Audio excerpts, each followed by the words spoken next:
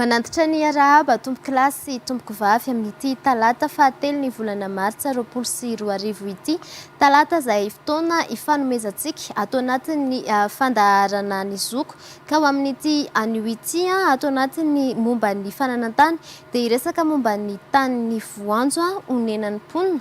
lasan'olon-tokana na lasan'olom-bitsika atao anatin'ny fandaharana iranao amiko sy ny namana Soavandria Martafika hatrany.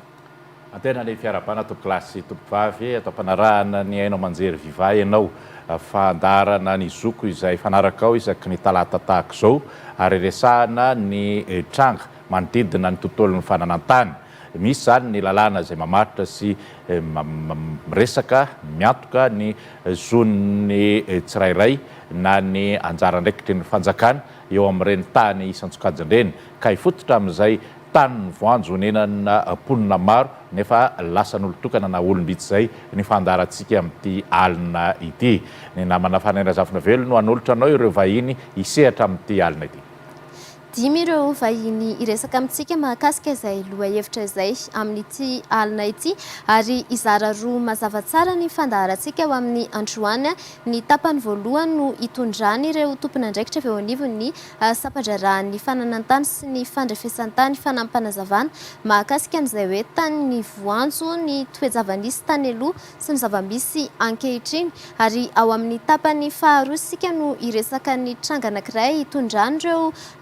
tompony tany ireo mpamboly any an-toerana ihany koa mahakasika na tranga iray ao amin'ny faritra Itasy ao an-trany. Ny vahiny voalohany atao anatin'ny fandaharana ary ao amin'ity alina ity dia Andriamatoa Andriantsoa Jean-Jacques chef de service des travaux spéciaux ary eo akaikiny eo ihany koa Andriamatoa Rakotoarisoa Félix responsable de formation et contentieux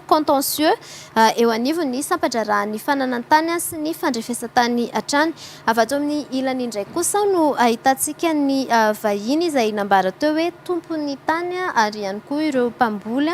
eo Andriamatoa Georges Rufin ary eo akaikiny eo ihany koa Andriamatoa Ramboasolo René Martin mpamboly sy Razafy Mahatratra Désiré izay mpamboly ihany koa. Angatahantsika avy hatrany hiakatra ety anoloana moa Andriamatoa Georges Rufin izay tompon-tany sy Andriamatoa Ramboasolo René Martin izay mpamboly ao amin'izay faritra iresahantsika izay. Melohany idirantsika lalandala kokoa anatin'izay tranga izay ngamba aloha dia tsara ampahafantarana indrindraindrindra ianareo avy eo anivon'ny sampandrarahan'ny fananantany sy ny fandrefesan-tany hoe manahoana moa izay nametrahantsika hoe tany ny voanjo izay ary manahoana ilay zavamisy tany aloha sy ny zavamisy amin'izao fotoana.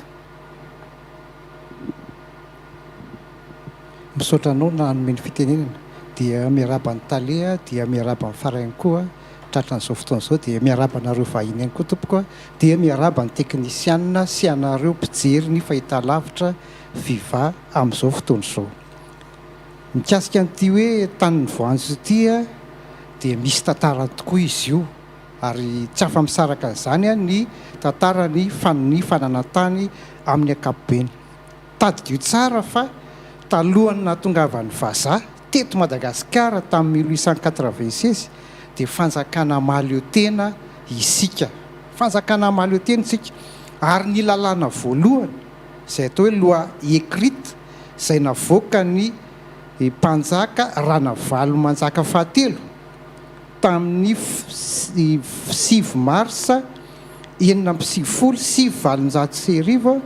io ny lalàna voalohany izay nametraka ny sampandrarahany ny fananantany sy nanomeny maha-izy azy ny fananantany teto Madagasikara. Dia rehefa tonga moa ny vazaha fa talohan'izay dia efa nisy ihany ireo ilay sotoavana teo amin'ny fananantany izay napetraka ireo mpanjaka sy ampanjaka ary andriamanjaka teto isan'ny nalaza tamin'izany lay tamin'ny andron'ny andrianam-pinomerina sy tamin'ny andron'ny fokon'olona tamin'izany fotoana izany ary napetraka tsara tamin'izany fa hoe izay manamainty milaly ny tany no tompony ary ny tany dia natao andoava-ketra dia tamin'izany no nahatonga an'ireny hoe santabary sy ny sisa mena ho an'ny andriana sy ny tompomena kely ary ny mpanjaka, ary any amin'ny faritra ary moa mbola manana anjara toerany a reny mpanjaka ireny amin'ny fitantanana nireny hoe tampokon'olona sy ny sisa ireny. Rehefa tonga nefa ny fanjanahantany dia nanova zavatra be deaibe ny vazaha. Tonga izy zany a dia le tany be velarana sy mamokatra dia nataony titra sy borina tamin'ny anaran'ireny vazaha izay voanjo reny, tsy navelaniditra tamin'ireny ny malagasy. Misy amin'izy ireny tany efa nonenan'ny malagasy, misy malagasy zany tao dia nisy fahasandrazana araka le reportage efa nataonareo iny,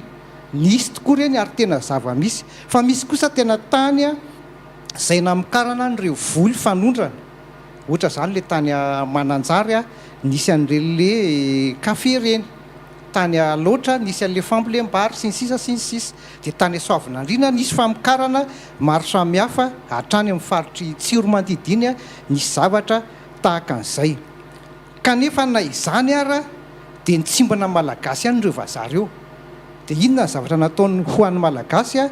nanao le hoe cadastre izy a design design, izay gratuit izy io. Io zany a no nitsinjovany a ny malagasy, ka ny titra amin'ny tany be velarana dia nomena amin'ny vazaha ho an'le tany be velarana, dia nampidiriny teo ireo le vanjo ireo, dia nisy malagasy maro izay niasa tao. Fa le cadastre izay kelikely sy le tandrazan'ny olona nomeny ho an'ny malagasy. Ka rehefa tafaverina ny fahaleovantena tamin'ny 1960 a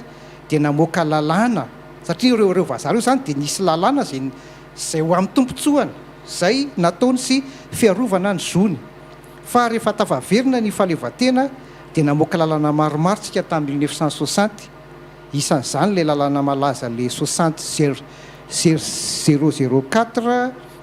ny hitsovolana 60 146 a sy ny sisa sy ny sisa, ary didim-panjakana samihafa. Ty le 60 146 ty a izay mikasika ny propriété sy ny régime foncier d'immatriculation, mbola iainantsika io a hatramin'izao, na dia efa mieritreritra ny somary hanavao azy ary tsika. Fa le 60 004 dia efa nohavaozana tamin'ny 2010. Dia tamin'ny repoblika faharoa sy ny repoblika fahatelo a dia namoaka lalàna mihitsy tsika izay namerenana an'ireny tany colon reny a ho an'ny malagasy zany. Ka nalaza tamin'izany izay mbola iainantsika hatramin'izao a ilay hitsovolana 74 021 tamin'ny 20 juin 74. Dia hitantsika ihany koa tamin'ny andron'ny président Ratsiraka nanao an'ireny nationalisation reny izy, zany hoe namerenana an'le tany teo am-pelantanan'le vazaha mba ho an'ireo izay ho notantanina société d'état izy tamin'izany. Zany hoe le fotodrafitrasa zany dia lasa somary atao hoe ny fanjefo sy somary gabrarakainy moa le izy a, dia izay no napotika an'ireny le concession café a tany farafangany tany atsimo atsinanany reny. Dia na izany na tsy zany ara dia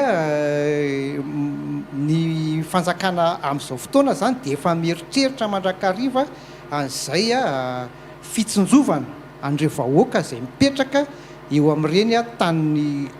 tany colon reny na ny tany voanjo. Fa ny olana kely aminay a dia le satria reny zany propriété privé, tanin'olona reny zany, ohatra ny tanin'olon-tsotra izay arovan'ny lalàna izay vao namafisitsika tamin'ny 2005 izay, raha nanao le réforme tsika zany na le fanavozana dia arovan'ny lalàna ihany koa reny tanin'olon-tsotra reny. Ka omeko ny namako ato ireny ny fanohizana an'izay hoe inona le andraikitry ny sampandraran'ny fananantany a tao anatin'izay zavatra izay. Ya voaloha tena ngamaloha dia miarahaba antsika repanareo mpanako izay tetanivany viva, miarahaba ihany koa ny namana mpiara-miasa ao amin'ny fananantany ary nareo avy any Itasy any ty fandarana ty, indrindra nareo vahoaka malagasy tapaka ny fandarana ny soko. Araky ny tantara izay nentin'ny namako tao amin'ny fananantany teo moa zany dia maro ireo lalàna momba ny fananantany mikasika an'ireo tanin'ny voanjo na hoe tsy hoe tany voanjo moa zany fa tanin'ireo voanjo na hoe propriété privé ihany zany fa olona vahiny tamin'izany fotoana fotsiny. Izany hoe privé io zany io a nisy lalàna no miahana azy ko satria tsika tantandalàna dia tsy afaka anao hoe andika lalàna zany ny fanjakana fa maro ireo dingana anankiroa zay ahafahana mamany ilay olana momba ny tany voanjo zay onenan'ny malagasy amin'izao fotoana izao. Ka ny andraikitsy ny sampirany fandrefesa-tany sy fananantany amin'izany dia mieno ny fitarainan'ireo vahoaka eny an-toerana ary mandray ny fitarainany ary manao ny étude na ny paikady ahafahana mamerina ny tany zay nampiasain'ny voanjo taloha ho an'ny fanjakana na ho amin'ireo olona eny mampiasa anazy. Satria anankiroa ihany zany ny dingana ahafahana mamerina an'io tany io amin'ny fanjakana sy ny olona zay mampiasa anazy. Karakin'ilay itsy-volana 74/021 dia tamin'ny 20 Jona 1977 dia milaza fa ireo tany izay nilaozan'ny tompony nandritra ny fotoana maro ka tsy nisy inscription, zany hoe tsy nisy famindrana azy tao anaty boky tany nandritra ny 20 taona ka nisy nangataka izy taorian'izay dia azony angatanana amin'ny anivon'ny fisarana moa zany. Raha hita kosa hita amin'ny fanjakana fa hoe tany izay tsy vita amin'ny fanamatisa amin'ny lalon'ny tompony nefa tany be velarana amin'ny faritra ambanivohitra na andrenivohitra, raha ohatra izy mandritry ny 5 taona tsy hita amin'ny fanjakana nandritra ny reconnaissance hoe tsy nampiasain'ilay tany dia miditra amin'ilay antsoina hoe famindranan'ilay tany any amin'ny fanjakana ny sampandràna ny fananantany. Ireo zany le dingana anankiroa ahafahana mamany olana amin'ireo tany zay nampiasain'ny vahiny taloha mpanjanaka ho an'ny tsika malagasy eto an-toerana. Zay angambany akapobeany izy fa zay zany no andraikitsy ny sampandràna fananantany amin'izay zavatra zay. Tsy afaka ny andika hoe izy hoe mena avy hatrany tsy homena fa maro ireo dingana zay arahana araky ny pitsopitso ny lalàna izay mifehan'ny fananantany arak'ilay itsy-volana 470 melohan'ny dirantsika lalandala kokoa ao anatin'izay hoe tany ny voanjo nenan'ny mponina lasa n'olotokana na lasa n'olombitsy izay dia anaraka fampafantarana antsika efa voaresaka teo ihany fa hofitinitsika kokoa atao anatiny ity fanadihadiana ity ny momba izay fiovana izy teo amin'ny tany ny voanjo teo aloha sy ny ankehitriny izay.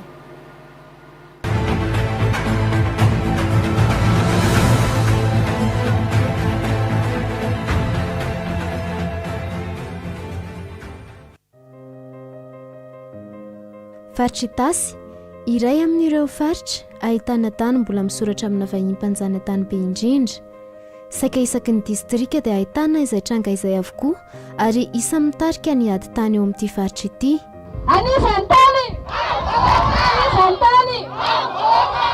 Raha ara-tantara dia any malagasy ny tany teto Madagasikara, saingy tao anatin'ny fotoana ny fanjanahana nanararoatra nanoratra tamin'ny tany ny vahiny.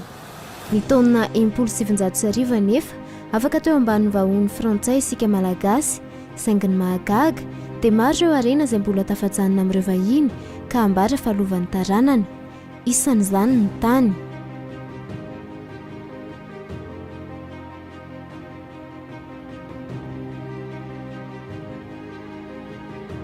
Misapahany amin'ireo tany ireo no nonenan'ny mponina rehefa lasa ny frantsay,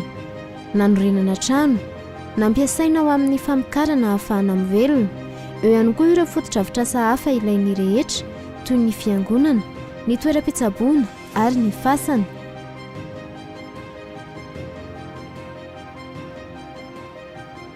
amin'izao fotoana maro amin'ireo tany ireo no lasa nolotokana tsy nijerena ny mpanajary teo ambony akory. Maro no nahazo zato hatrany amin'ny 10 hektara mahery ary mitarika ady mahery vaika eo amin'ny mponina sy ny olona nahazo ny tany. Santonany raisina amin'ny mahafaritra ahitana ity tranga ity be indrindra ihany koa ny faritra Itasy, fa maro no misedra izany amin'ny faritra hafa. Izany indrindra no hitondrana fanazavana momba ity raharaha ity atao anatin'ny fandarana ny Zoko ka nanasana ireto vahiny reto anio.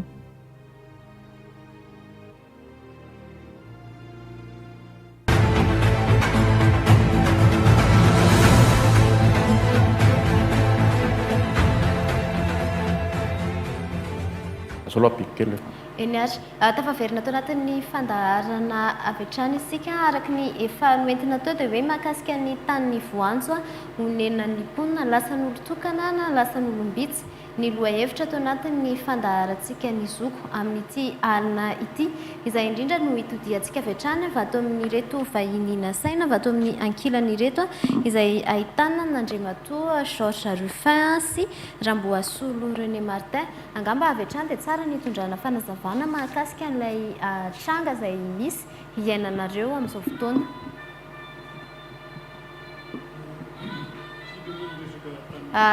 Azafady indrindra pesantsika ny.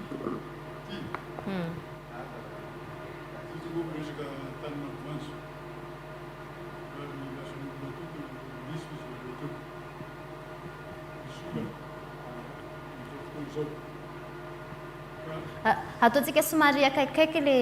satria tsy maheno antsika any an-tokantrano. Eny ary. Ka raha mikasika ny io aloha resaka hoe voanjo tsy dia fantatro loatra. Tsy dia fantatro loatra ny mahatany ny voanjo amin'ilay izy. Fa raha tany be velarana dia tany be velarana. Fa ny hoe ana voanjo dia malagasy no tompony fantatray aloha. Hatramin'izao nanomboka tamin'ny fotoana nividianana an'ilay izy. Satria nahoana? Io olona nividianana azy io ny anarany dia anarana vazaha. Satria Henri anarana vazaha zany. Gabriel anarana vazaha ihany koa zany. Fa ny ao amin'ny mahavazaha azy ny tsy hitanay misy. Satria ny reniny dia anarana gasy 100%. Ajerevana zany amin'ny certificat de situation juridique tamin'ny fotoana izay nividianay azy tamin'ny Andriamatoa Henri Gabriel paix en son âme fa maty izy. Ka raha eto sika zany miresaka hoe tanina voanjo dia efa exclu zany ny anay io fa sy tanina voanjo. Satria ny voanjo araka ny définition nomenareo anazy teo dia olona mpanjanaka tonga teto Madagasikara ka sy voanjo zany le olona. Ny rainy tsy fantatray aloha fa nisoratra amin'ny situation juridique nanaovanay contrat dia ny reniny anarana gasy 100%. Ka raha miteniny anay ampidirinareo amin'ity cas ty zany hoe tanina voanjo lasa ny olona tokana na olombisy dia hoy zay hoe sy ao anatin'izay. Ka raha ampidirinareo moa izy fa hoe d'emblée satria fanjakana no manapaka an'izay zavatra zay manomboka amin'izao dia zay zavatra hafa indray. Zavatra hafa indray. Fa zay zany no tiana ambara momba an'io situation juridique indray izy zany araka izany voalaza zany vidina tamina olona zay tompony ary no azariany io tanin'io misy trano ao misy magasin de stockage nataony zay nampiasainay rehefa nividy anazy tamin'ny première récolte. isan'ny nambarandreo vahoaka any an-toeran'ireo ny hoe anarana vahiny tokoa no misoratra ao anatin'ilay titre izay araka ny efa nanaratsika azy tamin'ny fampahalalam-baovao ihany koa misoratra ilay anarana vahiny hoe Henri Gabriel izay no tompon'ilay tany teo aloha. Izay ilay tompony fa nateraka na vehivavy gasy sahala aminao dia izy satria raha ohatra fa mbola vela ilay olona zany dia io tarehinao io no mety hita teo aminy satria anarana gasy manontolo no anaran'ilay olona ka nao koa angamba dia noko fa ny fanontaniana ampiako azy hoe tamin'ny fotoana ny vidananareo azy hoe nisy olona nanajary zay zany hoe nisy mponina nambolona namaity milalisa ilay olona ny vidananareo azy no namboly teo dia nareo no nividy azy avy hatrany. Voilà. Mila précision momba an'izay ianao a dia sy nisy olo hafa sy mpiasan'ny Henri Gabriel am'teo. Io koa ary sy amin'ilay parti izay plaine fa amin'ny kisilasila fomba fiteny any moa zany kisilasila zany panty amin'ilay panty Tanety. Amin'ny tapo-tanety. Tapo-tanety. Tapo-tanety. Satria tanety misy tanety manodidina an'ilay plaine zany fa ampovoanimbony ao a plaine ka ny tompony io a sy nahita vazaha tao misy zahay ho a araka ny voalazako teo fa malagasy na le io Henri Gabriel io ane tsy misy zay amantaranao anazy eo vazaha fa mitovy amin'ny endrikao zao asanao vazaha tapany ihany koa ngamba dia zay tsy fantany dia izay mitovitovy amiko ny volonay ngamba tsy mitovy satria ianao malama ho anareo ato amin'ny sampinarana fananantany zao raha mipetraka le eritreritrin'ny maro hoe ilay fanamarinana mahatompon-tany zany hoe ilay certificat de situation juridique io hoe oviana no nanomboka ny soratra tamin'ilay olona ny vidanan'zareo azy reto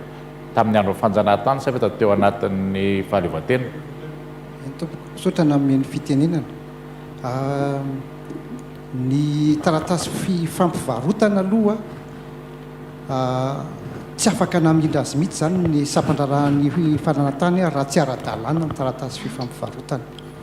ary rehefa ndresaka tamin'le receveur-ny domaine sy le conservateur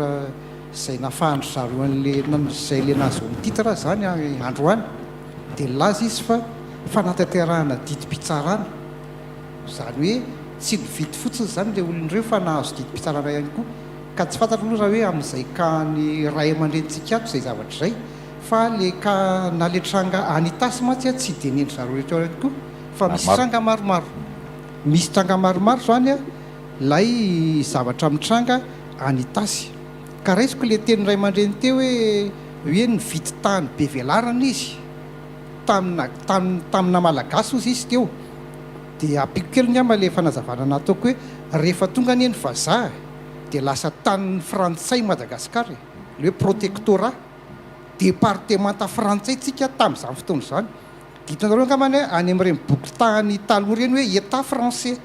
zay daholo fa rehefa nazo fahaleovan-tenitsika zay vao état malagasy no namindrana ilay fananana rehetrarehetra zay zany le izy ka anampiko izay fanazavany namako eto akaiky teto hoe nresaka izay resantsika eto zany dia le tany be velarana fa alonga maloha ijanona le hoe ty hoe vazaha na hoe ty gasy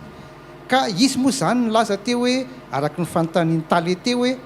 tsy nisy olona ozy izy teo zay zany le teneninareo zany tsisy olona zany teo afa-tsy le mpiasa tao amin'le orinasa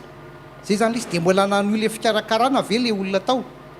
dia ireo mpiasan'le orinasa reo ve no mitaky an'le zony hoe avereno aminay ny taninay sa hoe iza zay zany mba tiako ho fantatra zay le izy aleo ampiasa le misy olona niasa ve tao izy ianao dia efa izy le niteneniko teo nisy olo kafa ve sa hoe le mpiasan'le vazaha sy nisy olo kafa fantatray aloha satria nomenanay misy le lista dia misoratra amin'io lista io a le olona tao aminy tamin'io fotoana io dia niresinay io ary niteneninay hoe inareo a dia sy maninona zany a fa afaka mamboly eo amin'ny kisilasila mbola veriko ihany le kisilasila ny antony dia sotra taminay satria zay efa but somary lavitrezaka ihany fa sy amboly sahala mifanao ny razambe zony fa mba amboly amin'ny tany voalohany indrindra tany be velarana ary sy be velarana ho atao jerena contemplation sahala mifanao ny any amin'ny bara mahita ny omby be dehibe fa gasy mahita tany ngeza be ary te anaovany zavatra lavitrezaka dia inona ny dikan'izay agro-industrie ireko mahitanay foana matetitetika dia miteny aminy zay satria misy olona ezahantsika mba ahafahan'ilay any tokantrano mihaino an'ilay fanazavana ihany koa dia ezahantsika mampony foana ihany ilay fandraisana atao kaikaiky any ty dia le fanontaniako hoe rehefa le vidy an'le tany ve nareo dia namantatra an'le tany ray manontolo tsy misy fahasandrazan'olona ve eo tsy misy zavatra tsy misy tanànan'olona ve eo araka ny teniko teo a misy ihany raindray a nanaroatra fahefana le vazaha dia ny faritany teo le malagasy ireo misy hitanay zany ohatra hoe any amin'ny faritra ny Jorobe dia misy tanànan'olona tanàna ray manontolo mihitsy eo tsisy an'izay ve le tany 100 hektara izay novidinareo tamina malagasy ho ianao misaotranao tsy misy fahasandrazan'olona ve na tianao ampidirina na sy tianao ampidirina dia sy nisy an'izany infrastructure zany tao afa sy ny any Henri Gabriel dia nyrazaiko tao reo voalohany le izy le tranony ao mbola ao petrahany zanany amintsika miteny zao le magasin zay nampindraminy anay tamin'ny première récolte anay dia mbola ao fa tamin'ny deuxième récolte zay zany no efa nanao trano lehibebe kokoa satria efa araky ny resako nareo io zany zavatra lavitrezaka no ny eritreretinay na dia ohatra raha gasy kely sy dia manambola fa mba tianao zavatra masa mifanetana amin'ny fotoan'androny amin'izao fotoana izao mba hanao industrie transformena zany le vokatrao zay vao mivarotra fa sy hoe alaina ny kasaka ry dia avy hatrany dia amidy eny an-tsena sahala mifanaosika encore jusqu'à présent amin'izao fotoana izao ka sy nisy oa tranon'le olona zay lazainao tadiavinao eo ary niteny aminareo angamba dia ivelan'le tany ane le izy ively any sisiny any sy tafiditra ao amin'le bornage n'io tany io zay ny mampisy particularité n'le toerany fa sy hoe tenitenena fotsiny hoe tianana n'io tany io zay dia natanay hoe io manokana io sy nisisy fa izany particularité resaka anao teo koa fasana le fasana voalohany tao voalohany oa hitanay tao le fasana zanakatandroy mpiasa ny Henri Gabriel mbola misy afaka manamarina an'izany hoe satria zanak'olona ao toerana reto angamba hitodika avy hatrany avy atao amin'ny Andriamatoa René Martin tsika mahakasika an'izay hoe toerana ambolena izay hoe manahoana satria ianao zany isany manambara hoe mamboly ao amin'ilay toerana ve amin'izao fotoana izao ary misy olona hafa ihany koa miara-mamboly aminareo amin'ny toerana marina ve filazana fa tsy isan'ireo efa niara-namboly hatrany am-piandohana fa olona mitsofoka tateo aoriana ireo olona izay miady any tany amin'izao fotoana izao ireo dia mbako manana moa ny fiarabana antsika rehetra ato anatin'ity efitrano vivaty ary mamirina ny araba ihany koa ny mpanaraka sy mpanjotsy tapaka ty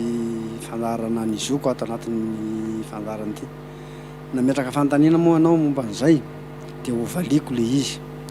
ny tena marina zany a dia Henri Gabriel no tompon'io tany io taloha ary Henri Gabriel zanaky Razanaberony reniny zay Razanabery zay ny anarany reniny patron any dadanay satria dadanay mpiasa ny zaridaina dia tsy nisy namboly tao amin'io tany io ratsy ny zanaka Atandroy sy ry dadanay dia ny tany am'le azona am'le atao le tany a 7,5 sy 900 hektara kanefany a io tany io zany a dia ny silasila ihany no azon'ireo zanak'Androy ireo sy ry dadanay nambolena dia ny fandehan'ny tany tatyarina zany satria tsy nisy afa-tsy ireo zanaky andreo ihany tao dia niaraka tamin'ny dadanay tsy nisy olona hafa akoatran'ireo tao zay moa dia tao mihitsy zany na lehibe anay dia ny fandehany hoe fasana indray a dia tsy nisy fasana mihitsy tao a tamin'ny andro mbola talohan'ny Henri Gabriel fa rehefa i Henri Gabriel nitondra 1961 moa lasa ny Henri Gabriel ny tany dia rehefa izy amin'izay no nampiasa tao a dia nisy maty moa ny olombelona tsy misaraka mampaty dia ny maty ny zanaky androy a dia nangataka tany andevenana ny zanany ireo taloha ireo dia nanokana mihitsy Henri Gabriel eto Antovy Hazo nareo no mandevina Antovy Hazo ny anaran'ilay fasiny zareo dia mitokana eo dia taty aoriana indray a nisy maty ndraiky osa ny zanaky zao dadanay dia nangataka tany tamin'ny Henri Gabriel koa dadanay hoe aiza mba ho alefa ity zanaky zao dako ity fa maty nefa nitandrazanay any Ambatolampy dia nanolotra tany indray koa Henri Gabriel eo akaikin'izay le Antovy Hazo zay fa mitokana ny fasan'ny Atandroy sy ny Merina dia mitokana fasin'ny Atandroy mitokana fasin'ny Betsileo sy ny Merina mitokana fa saingy izao ny fandehany Henri Gabriel nanamafy fa mifasin'ny Atandroy tsy mamaty dia mipetraka eo fa mifasin'ny Betsileo sy ny Merina alevina dia rehefa tonga maitany dia tonga famadihana dia entina mandeha makany an-tandrazana mitolambalo dia ny fasina sisy eo zao le Atandroy sy Merina dia le atao hoe Sakalava-diso le misy an'le efa tsy mamaty eo tsy moa ny olona zay sisa fasina mitaraiky eo dia eto ianazavana ndraiky io eto amin'le hoe efa nisy olona hoe nareo manko nangataka le hoe nisy tanàna ve le tany vidinareo tsy nisy tanàna zany tao a fa tany ivelan'ny borina no nisy tanàna dia ny tanàna mora feno zany amin'izao fotoana izao nefany a nanomboka tamin'ny tao amin'ny 2010 dia nisy olona nangataka tany a tamin'ny Henri Gabriel mba hanao trano kely tao olona anakiroa dia nanao trano kely tao izy trano bongo dia nitalohan'ny olona moa izy dia mbola nangataka tamin'ny Henri Gabriel izy hoe mba hanao trano dia nanao trano eo be matazana anaran'ilay tanànany ao anaty borina io tanàna io a dia izao ny fandehany isaky ny tonga ny fotoana fikaramana moa misy hoe fotoana fikaramana ny avy any Amerina any dia midina mikarama aty Amandridrano dia rehefa midina mikarama aty Amandridrano zalareo a dia manambady ny zanak'ireo le olo reo dia mahita an'ilay tany aty mamokatra nanambady zanak'ireo reo dia mipetraka dia mitombo le trano fa ao anatin'ilay borina zany reo trano reo nanomboka teo amin'ny taona 1.20 dia nitombotombo indrindra tato anatin'ny taona nanomboka tamin'ny taona 2000 tao vao tena taona be tanàna zay le tanàna be matazana zay vao tena niorina be dia be le tanàna io ary ny akabeazan'le olona mipetraka eo ary tsy mbola misy folo taona akory zay natonga le tanàna io be matazana faritra ilay kisilasilany menao voleny zany io resahanao io eny tompoko dia le izy indray a ny zavatra mahagaga nge dia izao hoe hatramin'ny taona 2000 nakaty a dia ny olona zany satria le tany a hita fa dia tena mamokatra be ambolena amin'izao tsy misy zesika ny katsaky reny na tsaramaso na izy ambolenao dia vokatra dia nitady hirika amin'izay a ny olona amboly tao dia nampiasa ny fomba rehetra azahoany mamboly tao ohatra amin'izany zao a amin'ireo olona mpidongo tany ireo misy olona dia tena mpanangom-bokatra izy mpanangom-bokatra ny tena adiny fa dia ny tany voakarakara'ny olona androany zany dia raha lasainy tonga dia sainy amin'ny angadin'omby dia maray ny andro katsaka efa vovolony hitanao ao izy manam-bola ny tena tsy manam-bola dia mifara manao raha-mpihavanana aminy dia araka izay manam-bola zay dia misambotra amin'ny olona hoe mba neo ampanomera vary kely fa rehefa miakatra vokatra ho meny le vary a fa izao ray tonga telo rehefa mamerina azy dia tsy mahaverina ny olona rehefa tsy mahaverina ny olona dia le tany amin'izay no angalany meo ana le tany atsy meo ana le tany atsy izay ny tena ahafahany eo dia misy koa olona tena anisy mitarika an'ireo ataoko hoe filohan'ireo le olona mpidongo tanyireo mihitsy olona tsy hita tao amin'io faritra io izy zany hoe ny tranony ray aman-dreny 100 metatra miala amin'ny borina ao amin'ilay tanàna mora feno fa io izy io a dia tsy hita tao mahitsy ny lailahy fa sainga efa ty ariana amin'izay ny lailahy dia mitarika an'ilay olona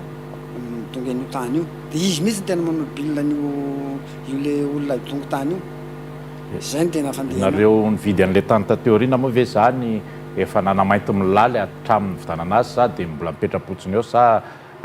olona hafa no manao mainty milaly azy le matozotra rehefa eny misaotra fanontaniana zay moa araky le voalaza tare voalohany ihany averiko ary mafiso dia nanana but objectif rehefa nividy an'le tany tamin'le première année sahady zay ozy aho dia efa namokatra teo sy nanana matériel zay tamin'izany fotoan'izany fa nanofa ny matériel no demo zay fantatritsika rehetrarehetra amin'iny moyen estime zany no demo tamin'izany fotoan'izany be dia be le tracteur ny tao dia tany zay a no nanofa tracteur nambolena tao ary rehefa namokatra teo zay ozy aho sy ampy anay insony sy ampy ny vokatra vitanay teo insony a ny trano magasin ny Henri Gabriel tompon'le tany satria mbola napindrana izy io izy ataovy eo ny vokatra reo izy fa nareo mbola sy misy toerana ahafahana mametranareo le vokatra zay zany no fandehany hoe namokatra venareo sasy namokatra niasa teo ve sasy niasa teo niasa teo tokoa ary sy vitan'izay zany zay e fa nanao magasin zay afaka asina vokatra hatramin'ny 200 tonnes 200 tonnes zany mba bebe ihany raha ohatra fa vokatra ny olo anankiray fa noho ny fampiasana an'le tracteur noho n'le vision fa hoe amokatra be fa sy hoe andany andro amin'le angady kely mondro fotsiny dia izay no fandehany efa namokatra teo zay tia fantatra ny tohiny ianao raha ohatra tia fantatra ny tohiny ianao dia sotra ny fotoana sy namokarinay teo insony dia zahay ianao ngamba mety efa lehibe ihany ianao tamin'ireny fotoana ireny fantatro tsara dia voatendry hanatanteraka ny adidy ho an'ny firenena zay satria mitendrena ho ambassadeur tany Italie nandritra n'izay fotoan'izay io nahatonga ny squatter rehetrarehetra io mitombo be satria mamokatra ny le tany fantapirenena zany ka raha ohatra fa nahitan'izay zany izy ka sy teo zay le zanako ny tao dia io zany ary zareo reto ny témoin fa za sy teto fa raha te anotaninareo nanahoana ny fomba fifandraisany tamin'ny le zanakay napetraka teo fa sy napetraka fosiny io fa nisy olona foana nipetraka tao niasa tao ary sy izy rery no tamin'izany fotoan'izany fa misy fianakaviana ihany koa fonctionnaire izy miasa amin'ny pénitentiaire dia tao miaraka tao izy roa lahy araky ny fahafantaranareo azy inona akoatran'izay hoe nareo tsy teo fa ny zanaka ny teo naninona no nahazo vahana niditra tao anatin'le taninareo le olona reo tsy fantatro hoe nisy niaro ve sa nisy nabriska ve sa dia ohatrany hoe banaka fotsiny le zavatra dia nidirany zay afaka mamalinareo namboly tao reto olo reto nanomboka 7 dia nitoy 7 dia nitoy taona 2 dia nitoy raika andray dia nitoy 70 dia nitoy raika amin'ny 70 dia rehefa avy eo tsy namboly tsony izy rehefa tsy namboly tsony izy le zana nefany a mbola nijanona tao dia nisy gérant anankiray napetrany kio tao dia akoatran'le gérant anankiray napetrany tao mbola nisy olona anankiray fianakavianany zany hoe izy io zany a mbola nanana ny asana ina moa zay filazako azy hoe pénitentiaire dia mipetraka tao ihany koa dia rehefa tsy namboly tsony reto olo reto a dia izay niresaka tamin'le zanany dia niresaka tamin'io le gérant napetrany io dia izay ny namboly tao zay namboly tao nefany a tsy olona be dia be a olona kely anaky 10 zay dia rehefa namokatra zay atao anatin'ny herintaona fotsiny zay namokatra tonga dia nisonitra be le fari-piainanay dia nitady herika amin'izay a reo le mpanambola sy reo le olona eo an-tanàna nidirana tao dia le manao ady akavetsena fa nyteneniko teo moa la hoe voakarakaranao izy dia amin'le nikatsaka amin'ny andro alina namboly tao zay nanomboka 2 amby 70 a 3 amby 70 a dia nampiatso anay district hoe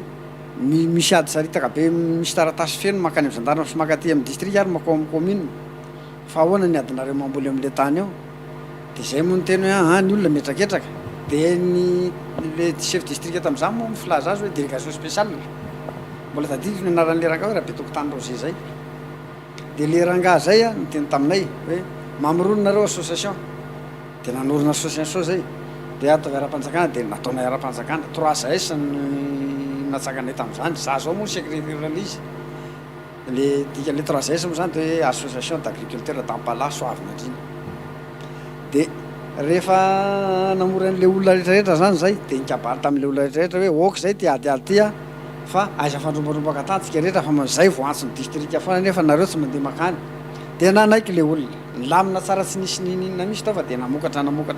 foana fa rehefa avy eo amin'izay ny olona rehetra tena tapitra nitady lalana nanao zay tsy foana tao ary zavatra nahagaga dia ity le mpitarika an'ireo olona reo amin'izao fotoana izao a tsy mbola tao izy ary mbola tsy tantaratra izy iolaka io a tamika amin'ny 50 nanambady ny ao anatin'izay ohatrany hoe somary tapahako zareo atao mifananantany hoe fananazava ny sorotsorona fa raha ohatra avantanina le resaky ny eny atoerana sy ny fahitan'ny mpanaramaso sasany azy tsy voatery ho marina fa zay no mandeha dia hoe ianareo zay nanam-pahefana ara-panjakana tamin'ny fotoan'andro nananaroatra an'izay endri-javatra zay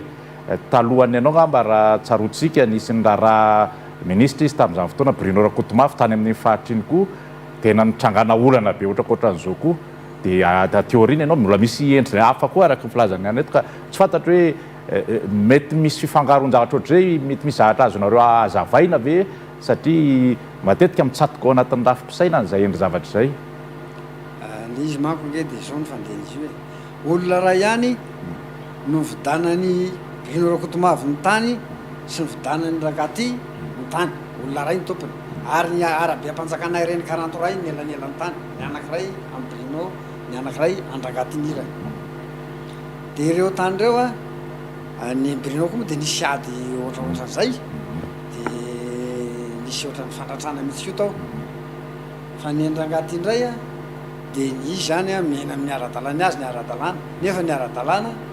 tsy manaiky an'izany le olona miboto tany reto mitaritin'le mpitarika na dia efa resy zao ary izy eo amin'ny fitsarana tonga ny use manala ny zareo amin'le torana dia izao ny fandeha ny masonay mihitsy nahita mikabary le use izy tsy mipoitra eo a mikabary le use hoe ianareo a dia ilain'ny tompony ny tany a fa dia mampiomananareo fa miala amin'ity tany ity nareo fa mbola ao anatin'ny borne sauce refin ty tsy miteny le olona rehetrarehetra fa manaiky hoe ay raha fa anazy tompoko dia miala zay dia izay fotsiny ozy izy le use no teneniko aminareo fa raha ohatra nareo ka tsy miala dia tony maramila miaraka amin'ny tontolo no miresaka aminareo indray akoatran'izao dia manaiky le olona dia lasa le use fa vao lasa le use tonga le rangaly mitarika andreo le olona reo dia teo le olona hoe ahoana rakasy teo nefa ny use tonga teo dia milamina ozy izy tsika ozy resy fa tsika tsy ala ary dia tena tonga dia lahatiaka sy lahamaky be tsisy ohatr'izany no azonjara iny tsika resy a fa tsika tsy ala zay ny azy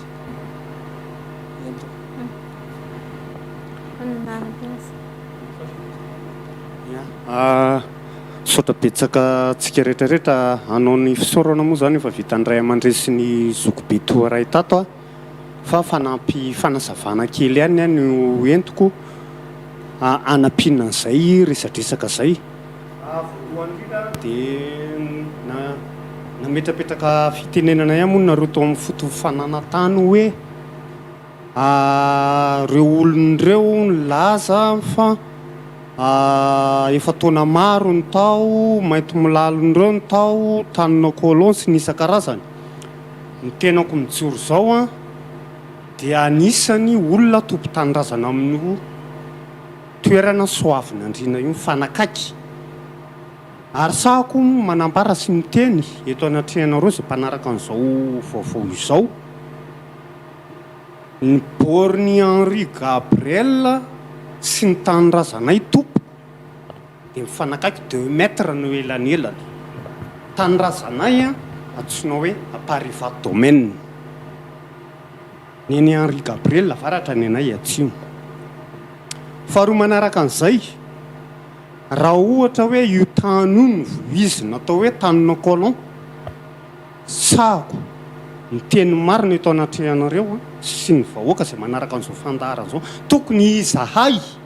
tompo-tanindrazana mifanakaiky amin'io tany io no tokony hidongy satria fantatra ny ray aman-dreniko niteraka anazy ao tamin'ny 1918 niteraka tamin'ny 2011 zany ranga zany vao maty taoko angamba fa betsaka ny olona mahafantatra zany eo amin'ny faritra soavy nandriana itasy fa telo manaraka an'izay raha io resaka ady sy fitolomana fidongina ny tany zao olony zao na sy teny dia sahako manambara aminareo ny hoe azoko lazaina hoe tsy mihoatra ny 5 ny olona tompo-tanindrazana mahafantatra sy malala ary mambola ao anatin'io tany io ngamba miditra amin'io fa saingy mpivahiny aby re tompoko no midongy sy manao an'ireny fihetsika sy lainga be isan-karazan'ireny hitanay any ireny nakamarondreo olondreo avy amin'ny faritra Ambatolampy Faratsio Arivomamo ary raha io resaka io tany io koa no sy natedy sy fanazavana bebe kokoa ahafantarany olona izay tsy mahafantatra sy voapirisika momba n'io tany io dia izao no tena marina momba n'io tany io tompo hoy aho hoe nahoana tamin'ny fotoan'andro ny vidiana amin'ny monsieur Georges Ruffin an'io tany io tamin'ny 1988 tsisy tamingan'olona iray any ka nisakana tao hoe nahoana ny taninay no vidinao izahay tsy ala eo tanindrazanay ty mainty milalinay nandritrina ataoko hoe 450 ans zao olony zao namboly tao ny ala ny olona fono anatin'izay ihany koa dia niderako tamin'ny toe-tsainy zao olony zao koa no hoe tamin'ny fotoan'andro izay nividianana an'io tamin'ny 1988 dia mbola nangata tsodrano sy nangata pitenenana tamin'ny mason'izay olona nampiasa an'io tany io zao olony zao voriny daholo izay olona izay mikasika tafiditra tao anatiny nampiasa an'io tany io tao amin'ny lakaratoa Fanarivona anisan'izany ny tenako na ny ray aman-dreninay tamin'ny fotoan'andro zany dia ny hoe vidiko tamin'ny Henri Gabriel ozy izy dia tany ity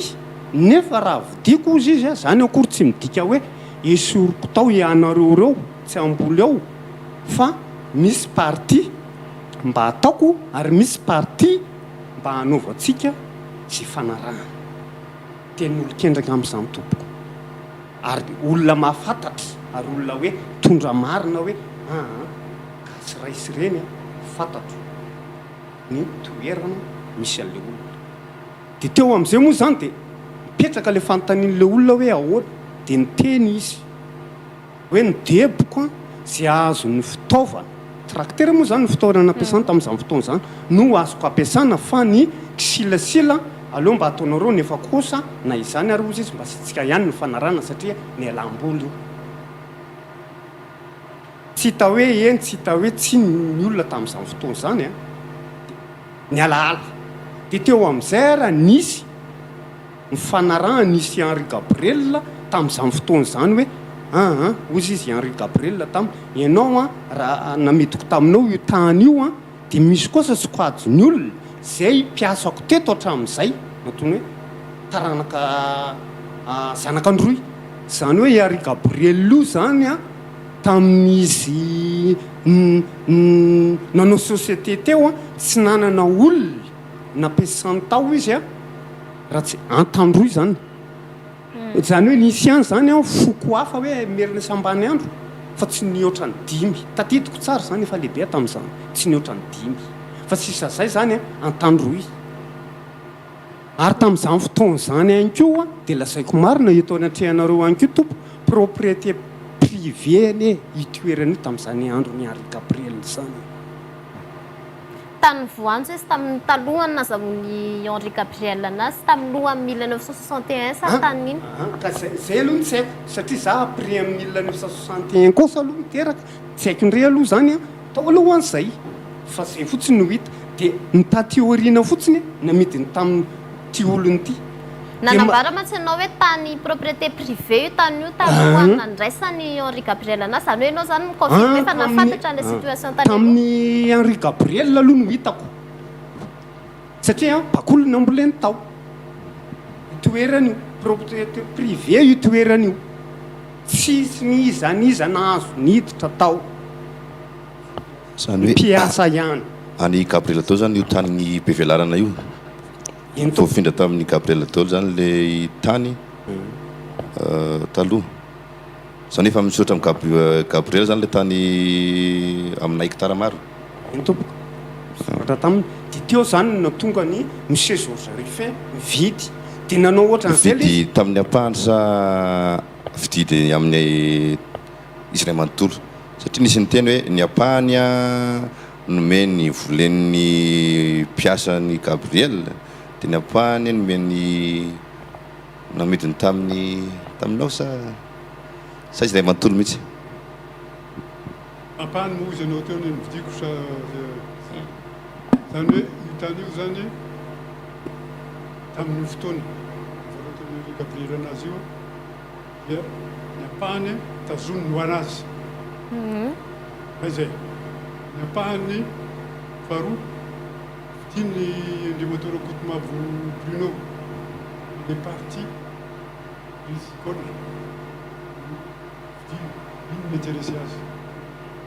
ity zany tanety ity ampahany fahatelo zany dia anakoho zay mividy anazy hitanareo na oarina amin'ny hitanareo amin'ny tenanareo ary izy dia moramora vidy kokoa ny ity amiko nareo lafolafo vidy kokoa satsasa ka midikany zany dia mitady vola tany amin'ny banky ty olona ty fa ny banky sy mampindram-bola ny tany rural agricole tatetanany be izy mampindram-bola sy nahazo aho zany tany rehefa sy nahazo tany aho zany dia tady olona hafa koa zany mpivarotra dia io zany nanaiky fa sy nanaiky ampindrana fa nanaiky raha ilainao le izy tianao zany tany zany dia andao sika hiaraka mividy amin'ny izy nandony ampahany zany nandony ampahany manaraka dia lasa roa zay zany mitompony le tany io tamin'izay 1988 zay fa ny talohan'izay zany dia nareo fa miresaka amin'ny monsieur effectivement misy problème dia sisy hafany le olona misquaty amin'izao fotoan'izao ihany koa satria ny anazy tanimbary dia lasa taloha kokoa le contestation nataon'le olona amilena amboleny satria tanimbary sy nasika malagasy mena mivarika le hoe naity amin'ny loasa dia sy tia m'intéressé anazy loatra ady nangotraka ny tamin'ny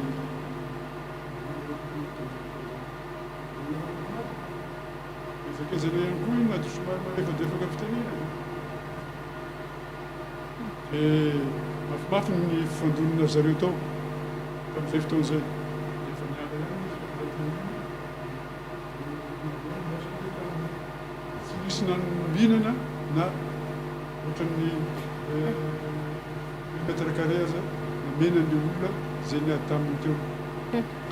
amezantsika satria lasa ihany fotoana loha hevitritsika tamin'ity an'io ty moa dia hoe mahakasika an'izay hoe tany voanjo nenan'ny mponina lasa nitokana izany hoe amafisinareo ve zany nilazana fa tsy tany voanjo mihitsy io tany io hatramin'izay hatramin'ny lohany nandraisanareo anazy sy amin'izao fotoana izay efa mahanareo anazy zao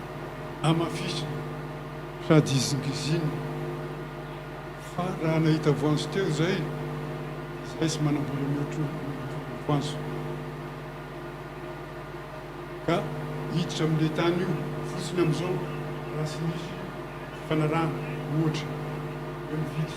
ataonay tamin'ny Henri Gabriel ihany koa fa sy nisy vazaha zany teo fa ny vazaha zay ataonary zareo ohany eky Henri Gabriel ihany io afatiny hoe voanjo sy ny sisa amin'ny lainga marivototra isan-karazany fa rehefa vadika le boky sy misy an'izany voanjo zany mba hoe taratra hita amin'ny Henri Gabriel ary amin'izao fotoana izao nareo raha ohatra fa mijery ny zanany ihany koa dia mbola ohatranao io iza ohatranao zao raha sara tarehinao io zany zao dia sara tarehinao zanaky Henri Gabriel raha rasy tarehinao io zany zao dia rasy tarehinao izy fa izy sy fosy be eny ary angasitrahana ireo vahiny nasaina rehetra tamin'ity androany ity nitondra fanazavana mahakasika an'izay hoe tany voanjo honenany mponina lasa ny tokana izay na lasa ny olombo izay efa namafisiny teo ny hoe mahatsy tany ny voanjo ny tany izay misy ao ampalahy io mbola isy ihany koa ny fotoana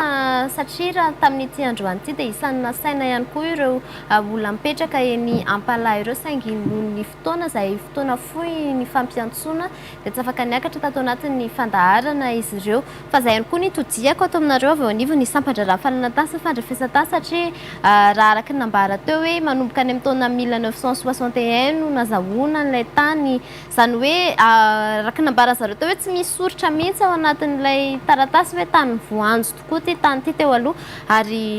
lasa nreto olo reto amin'izao fotoana izao mampatonga n'ilay fanamafisana hoe tsy tany voanjo mihitsy io tany io nareo anivon'ny sampandraraha fananatasa fandrefesatany zany tsy manana an'ireny hoe antota taratasy hitana no mahakasika momba ny tany aloha reny fa ny amin'izao fotoana ihany nanareo sa manana an'izay ihany nareo eny tompoko izay mirahalahy reto moa zany tsy dia tompona andraikitra tany atiorana tany amin'ny faritry miarinarivo zany fa na izany ary reny ezaka ny antso ihany dia araka ny fanazavana izay nomen'ireo tompona andraikitra ireo tsy tirery akory ny tsangan-dravatra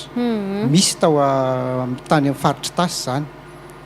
fa efa nolazainareo teo hoe teo ny trangan-javatra ny ray aman-dreny minisitra le teo aloha anankiray koa dia izy ihany koa zany tratran'ity zavatra ity fa nisy ihany koa trangan-javatra vitsivitsy tany Etasy fa zavatra izay nolazain-jareo dia misy ny nahita ny marimaritra iraisana dia nisy ny ravina le olana ka ny fanjakana tsy sarotiny alohan'ny tompony zay zany any tiako ka amin'ny mahateknisianina ny tenako dia hoy aho zany hoe miteny anareo izay tomponjoa ankehitriny hoe manitana anareo aho zany mba hifandinika mandrakarivo fa rehefa misy vahaolana avy aminareo sy avy amin'ireo fokon'olon'ireo nareo miteny hoe squatter olona misisika eo olona mitreny efa nareo koa miteny hoe efa teo ihany reo hatramin'ny 80 ianao mividy tamin'ny 88 tsy ihany angamba le olana ozy izy fa amiko a za zany amin'ny mahateknisianina anahy dia hoy aho hoe manetana anareo mba hifandinika satria tany amin'ny tranga izay olana tany Itasy za matsy efa niasa tany taloha dia hitako fa nisy vita amin'ny fampidiniana tany amin'ny faritra hafa dia misy ihany koa zany zao efa iroson'ny fanjakana ny fanaovana ilay tetikasa famerenana n'le tany sy fizarana n'le tany ho an'le olona fa tsy amin'ny tianareo ty aloha satria tianareo tia ka na propriété privé dia misy didi-pitsarana dia somary manairakirana ihany ny hoe tonga dia andraisana fepetra amin'le izy fa na izany na tsy zany raha ny fanjakana ihany koa dia tsy maintsy mitsinjo ny fandriam-pahalemana tsy maintsy mijery an'izay koa ny fanjakana ka misy sokajy nandraikitra zany izay tsy avy aminay sampandrarahan'ny fananantany fa avy amin'ireo manam-pahefana koa mety handray an'izay ka tsy anjaranay fa izay amin'ny fananantany dia sady conservateur ny propriété foncière saingy koa manasazy kosa ny lalàna ho an'ireo tany izay ilozan'ny tompony dia lefa nilazaina mampitato hoe fampiarana le itsy volana izay nataonareo moa taminareo tao amin'ny fitondrana ile itsy volana io rehefa tsy nampiasain'ny tompony tao anatin'ny 5 taona le tany dia azo iverenana ka ny azy zany izay ny teniko hoe aleo mifandinika ihany fa samy malagasy tsika zanaka sy ray aman-drenitsika tsy vita ny zavatra zay tsy hifandinihana hoy fa rehefa mifandinika atsika dia mahita amanany olana eny ary mety tsy hiverenantsika ihany amin'ny fotoana manaraka tsy hoe mety fa hojerentsika ihany ny fotoana ahafahana miverina mandinika manokana azay hoe trangana tany ahitana olana ao amin'ny fokotany ampalahy izay fa efa manapetra ihany fandarantsika ary efa ao anatin'ny minitra fahataperana izy amin'izao fotoana izao ankasitrahana ireo vahiny rehetra izay namaly antso ankasitrahana toraka izany ihany koa ny teknisiana izay miara-miasa ato anatin'ny fandarana na totosa ity fandarantsika androany ity fa mialohany amin'ity ny namana Soavandriamaro tafika ny fandarana dia hanaraka ny horonan-tsary fampahafantarana ny BMTT aloha isika.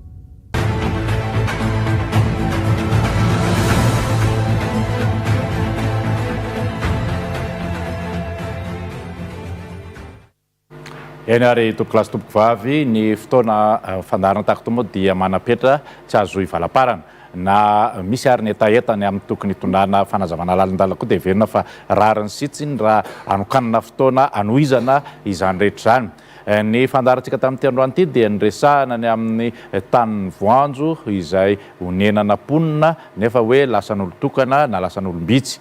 Ny tranga iray izay niresahana teto dia ny tany izay nisoratra amin'Andriamatoa Georges Rufin taty aoriana rehefa novidiny tamina olona iray Henri Gabriel izay manana ny fizakatany manokana izany hoe propriété privée. Ny fanjakana na ny lalàna dia miaro ny zo ho an'ny olona manana izany taratasy izany amin'ny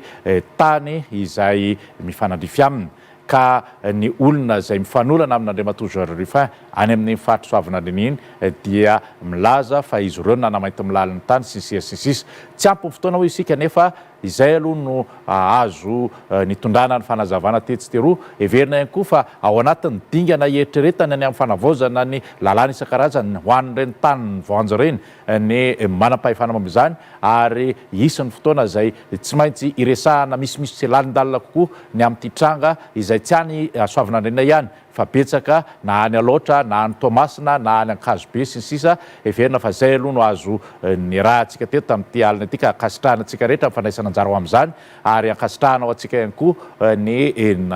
nanaraka hatramin'ny farany ny fandarana. Mankasitraka mankatelina manaraka indray, sora tompoko.